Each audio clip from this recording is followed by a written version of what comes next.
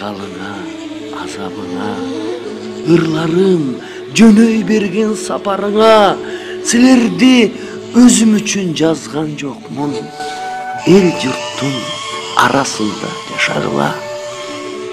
Кыргыз эл акыны Токтогул атындагы мамлекеттик сыйлыктын лауреаты, сыймыктуу жердешибиз Байдылда Сарногоев 1932 жылы Талас районунун Карой айылында жарык дүйнөгө келген.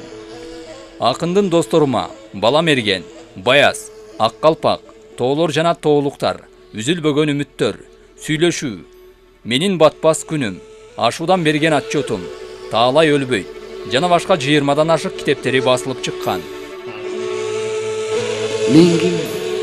Мен бир акын жаман сары, колумда койкоңдогон калем сабы, кылган иш ырым менен кубан санды, кыргызды кыргыз сүйгөн замананы.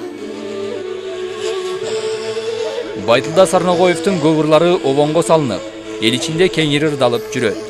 Алардын катарында Жылкычы Бозой, Ак Чыны, Кызыл Гүл, От койгон махабаттын милтесине жана башка ырлары бар. Кыргыз эл акыны Байдылда Сарногоевго 2000 жылы Байдылда аттуу жыйнагы үчүн Кыргыз Республикасынын Токтогул атындагы мамлекеттик сыйлыгы ыйгарылган. Акын эмгектеги артыкчылыгы үчүн, каарман эмгеги үчүн медалы 1-даражадагы Манас ордени менен сыйланган.